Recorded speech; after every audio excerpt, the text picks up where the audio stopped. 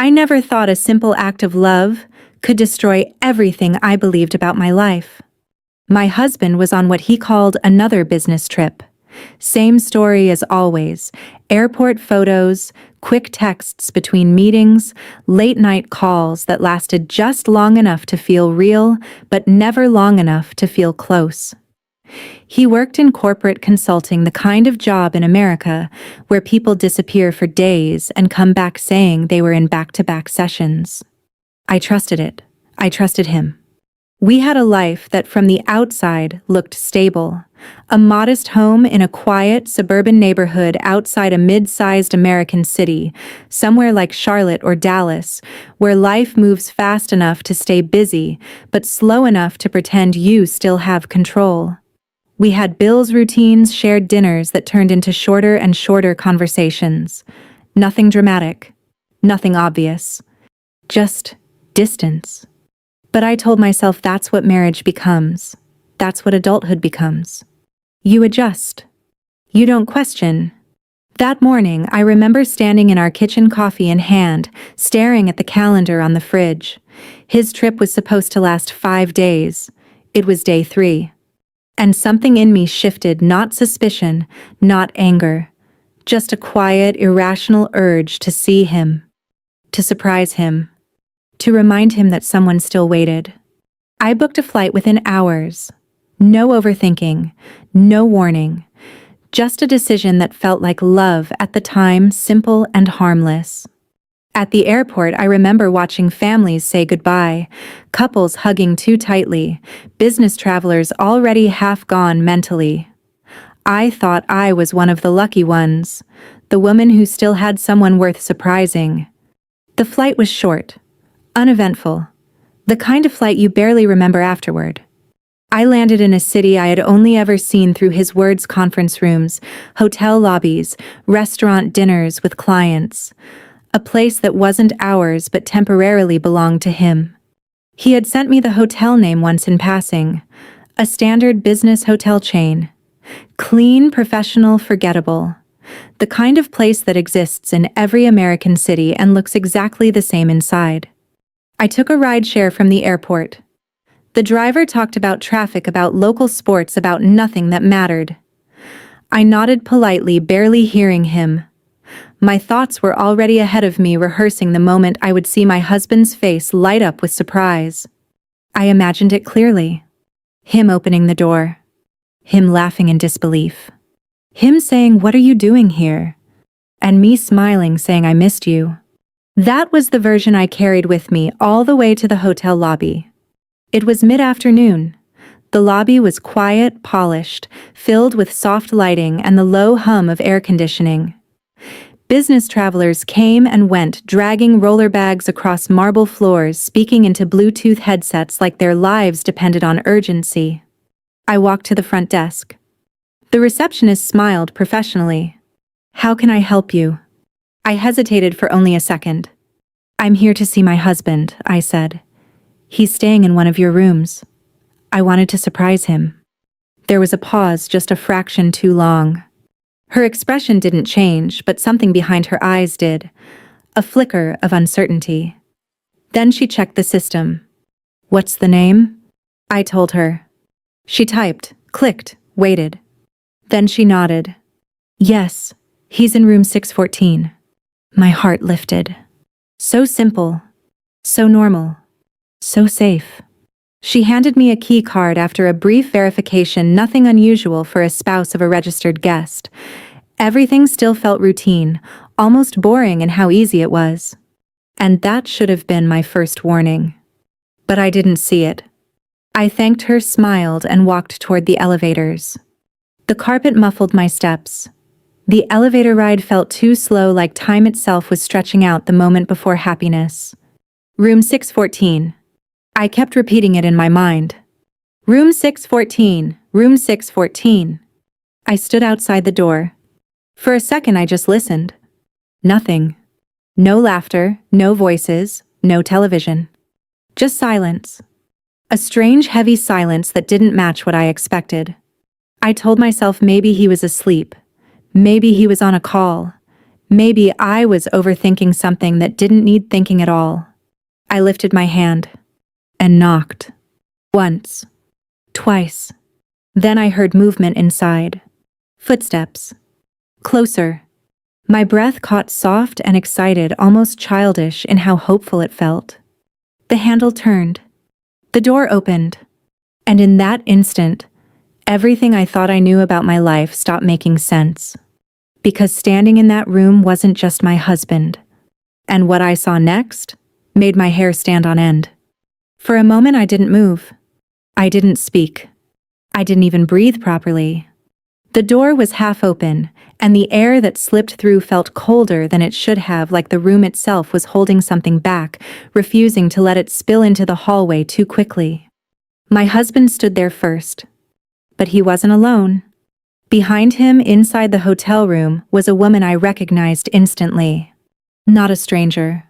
Not a coworker I had never met. She was my stepmother. Only a few years older than me, always carefully composed, always present at family gatherings in that polished, slightly distant way that made her hard to read but easy to accept. She had entered my life after my parents' separation, filling a role that was supposed to feel stable, almost neutral, someone who kept the peace, someone who stayed out of conflict, someone I never thought I would see in a hotel room with my husband. For a second, my mind tried to reject it. It tried to reframe it.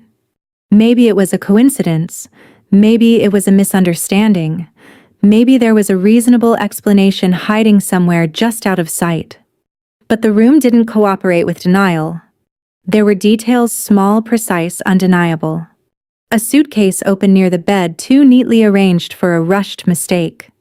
A laptop sitting on the desk screen, dark, but positioned as if it had been recently used. 2 glasses on the table, not just placed there, but used, one slightly more empty than the other. Not chaos. Not panic. Order. That was what unsettled me most. People caught doing something wrong don't usually look this composed. My husband's face shifted the moment he saw me. Not shock. Not fear. Something closer to recognition, as if he had known this possibility existed somewhere in the timeline of his decisions.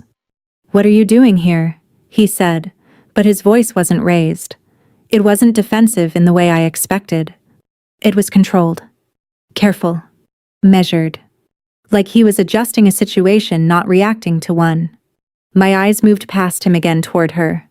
She didn't step back. She didn't try to hide. Instead, she looked at me with an expression I still struggle to describe, even now, not guilt, not surprise, but something closer to calm expectation.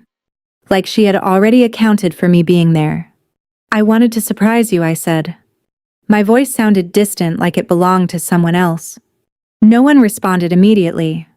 The silence inside that room felt heavier than anything I had experienced before. Not empty silence, but full silence packed with meaning I couldn't yet decode. My husband finally exhaled. Slowly.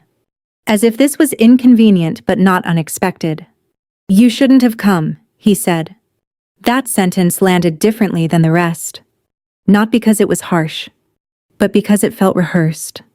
I stepped further into the room without realizing it.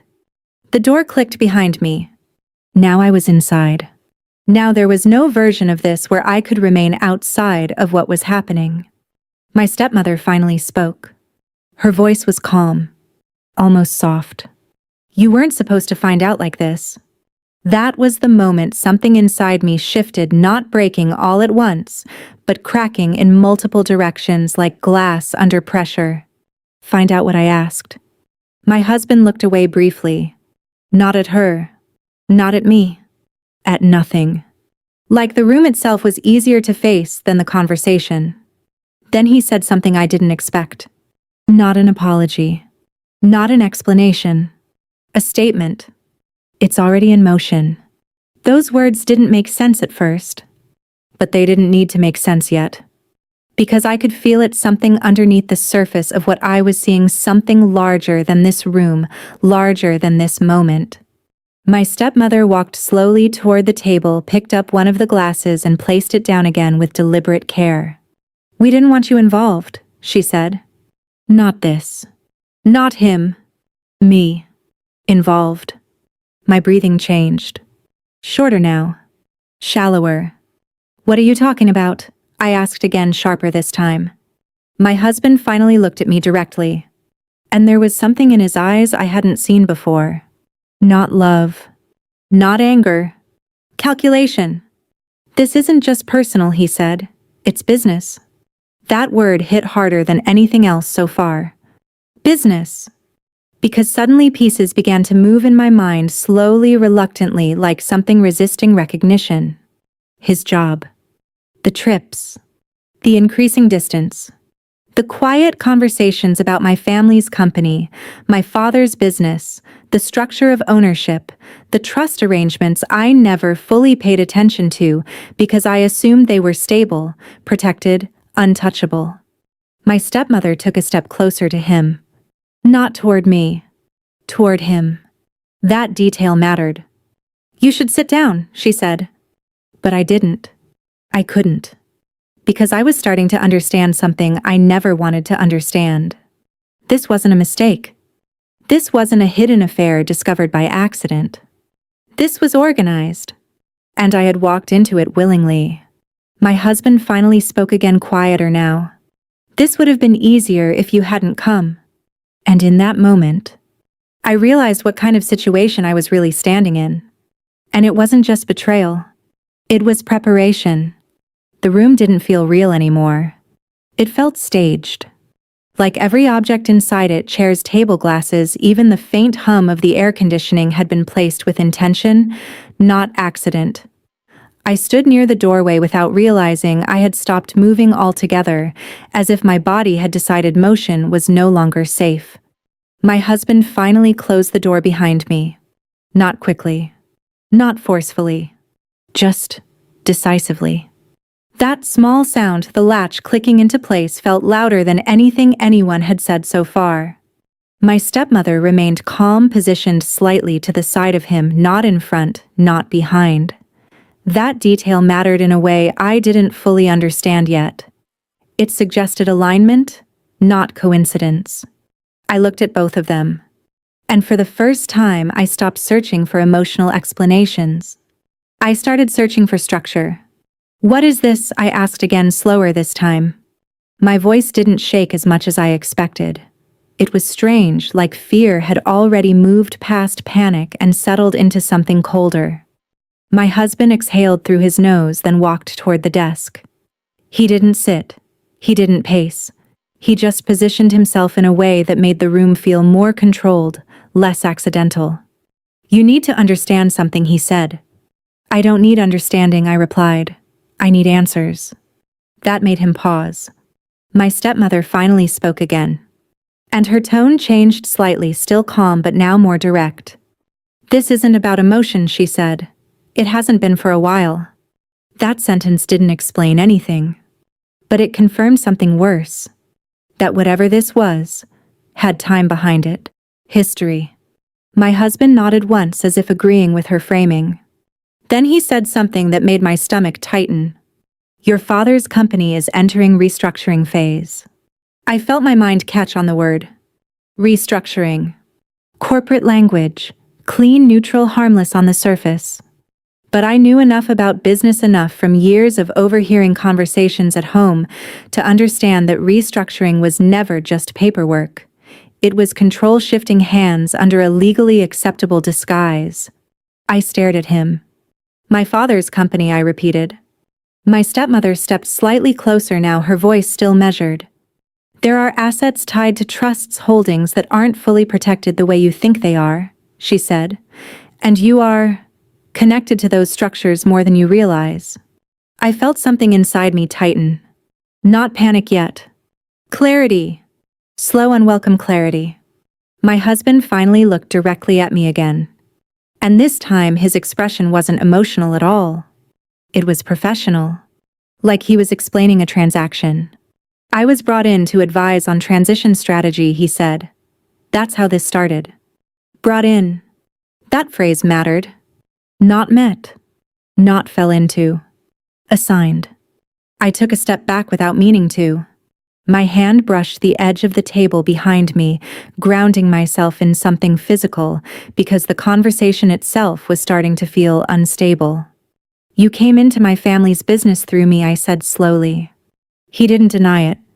That silence was the answer. My stepmother continued. And over time, she said, it became clear that the structure could be simplified. Simplified. Another corporate word. But I finally understood what it meant in their language. Removed. Rewritten. Reassigned. I looked at her more closely now. Really looked. Not as family. Not as someone I had once been polite to at dinners. But as someone I had never truly understood. You've been planning this, I said. It wasn't a question anymore.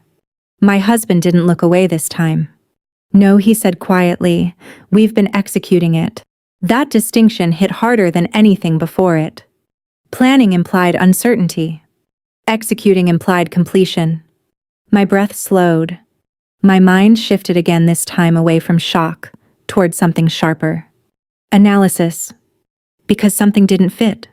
If this was as advanced as they were suggesting, then my presence here wasn't just unexpected. It was a disruption. A variable. My stepmother noticed the change in my expression.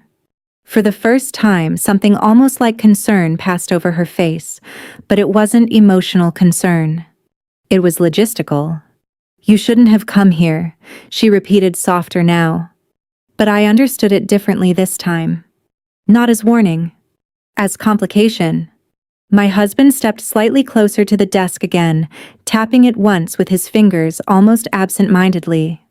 This was supposed to be clean, he said. Clean. There it was again. Their entire plan was built on cleanliness, on absence, on distance, on me never stepping into the equation physically. But I had. And now I was inside it. I looked between them. And something in me changed. Not breaking. Not collapsing. Organizing. Because for the first time since I opened that hotel door, I wasn't thinking like someone who had been betrayed. I was thinking like someone who had just discovered a system. And systems could be studied. Even broken. The air in that hotel room had changed. It wasn't heavier anymore. It was sharper, like every word spoken inside it had edges now cutting away any illusion I had left. I stopped standing near the door. I moved further into the room slowly, not because I felt safe, but because staying still felt like surrender. My husband watched me carefully. Not emotionally. Observationally. Like he was recalibrating something. My stepmother stayed where she was, still composed, still positioned slightly off-center from him, as if even now they were operating on roles rather than feelings. I looked at them both and said nothing for a long moment. Then I asked the question that mattered most. How long? My husband didn't answer immediately. That hesitation told me more than any explanation could have. My stepmother finally spoke. Long enough to understand the structure, she said. I let out a slow breath. Answer the question, I said. My husband exhaled, then leaned back slightly against the desk. 2 years, he said. 2 years. My mind immediately started reconstructing everything I thought had been random. The trips. The increasing distance. The subtle financial discussions that I had ignored because they felt too technical to matter in a marriage. All of it now reappeared with intention. Not events. Steps. I looked at him more closely. You met me through this, I said quietly. He didn't deny it. That silence again. My stepmother added almost gently, at first it wasn't personal. That phrase at first was the most honest thing she had said. Because it admitted progression. I turned slightly, pacing a few steps now, needing movement to keep my thoughts from freezing in place. So what is this, I asked. Say it clearly. My husband finally pushed himself away from the desk. And for the first time his tone changed, not emotional, but more direct, less rehearsed. Your father's company is not as stable as it appears, he said. There are assets tied to multiple entities, some of which are vulnerable during transition periods. Corporate language again. But I could translate it now. Vulnerable meant accessible. Transition meant opportunity. My stepmother added, and because of your legal proximity, your involvement creates pathways that would otherwise be blocked. Legal proximity. That phrase landed differently. Not emotional closeness. Structural connection. I felt something tighten inside my chest, not panic, but recognition of scale. This wasn't a simple betrayal. It was infrastructure. I looked at both of them again. And me, I asked. My voice was quieter now. My husband didn't hesitate this time. You were never the target, he said. That should have been comforting. But it wasn't. Because it implied something worse. Collateral. My stepmother corrected him gently. She was part of the equation, she said. Equation. There it was again. Everything about them reduced human relationships into systems. I stopped pacing. Looked at them directly. And what happens now, I asked. This time they exchanged a look. A real one. Not romantic. Not emotional. Coordination. My husband spoke first. Now that you're here, he said, we adjust. Adjust. Not stop. Not end. Adjust. I understood then that my presence didn't destroy their plan. It complicated it. Which meant they were still operating. Still moving forward. Still deciding what I was allowed to become inside their system. Something inside me shifted again. But not into fear. Into clarity. Because I realized something important. They were not reacting to a crisis. They were managing a disruption. And that meant there were rules. Structures. Limits. I looked at the desk again, at the laptop still sitting there untouched. You've been documenting everything, I said. My husband didn't answer. That was enough. I turned slightly toward my stepmother. And you, I said. You're not just involved, you're coordinating. She didn't deny it. Instead, she said something colder. I understand the structure better than you think. That was the moment I stopped seeing them as individuals. And started seeing them as a system I had just been placed inside. But systems always had weaknesses. I just needed time to see them. And now, I had finally been given a place to start. I didn't leave the hotel room the same way I entered it. Something inside me had already shifted too far for that. Not broken. Not defeated. Just aware. And awareness changes everything. My husband and my stepmother expected a reaction. Anger, collapse, denial, something emotional they could absorb, redirect, or control. That much was obvious now. They had built their entire structure around predictability. But I stopped being predictable the moment I understood I was part of something larger than a marriage. I stood still for a long moment looking at both of them. And then I asked a question they didn't expect. Is everything legal? My husband narrowed his eyes slightly. My stepmother didn't answer immediately. That hesitation told me more than their entire explanation. Because legality is where systems either survive or collapse. I nodded slowly as if I understood their silence as confirmation. Then I did something simple. I took out my phone. Not dramatically. Not aggressively. Just naturally, like someone checking time. My husband's posture changed instantly. Not panic. Alertness. My stepmother took one step forward. What are you doing? She asked. I didn't look up yet. I'm thinking, I said calmly, about what happens when systems built on silence are no longer silent. That sentence landed differently than anything I had said before. Because now I wasn't reacting. I was observing them react. And that shifted power in a way they clearly didn't like. My husband spoke more carefully now. You don't understand what you're stepping into. I finally looked at him. No, I said. I think I understand it better than you do now. I turned my phone slightly. Not showing anything yet. Just reminding them it was there. That changed the room again. Because now I wasn't just a variable inside their plan. I was a risk. My stepmother's voice softened slightly. "This doesn't have to escalate," she said. "We can resolve this privately." Privately. That word told me everything. They still wanted control of the environment. But I had already left that version of the conversation behind. "I'm not here to argue," I said quietly. "I'm here to understand what's real." Then I did something they didn't expect. I walked toward the door. Slowly. Without rushing. Without hesitation. My husband moved slightly as if to stop me but didn't commit. Because stopping me would create something they didn't want yet. Attention. I opened the door. Paused. And said one last thing without turning around. "You didn't fail because of emotion," I said.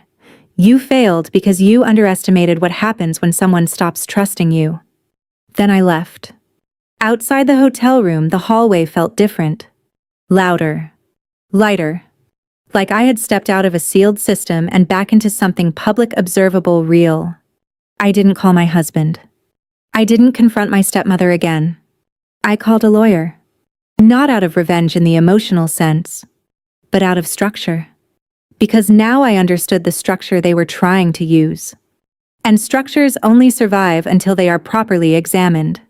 Over the following weeks, everything unfolded not like a dramatic explosion, but like a slow correction. Documents were reviewed. Financial pathways were traced. Legal boundaries were clarified. Nothing illegal was shouted. Nothing was exaggerated. Just revealed. And what I learned was simple and devastating for them. Complex systems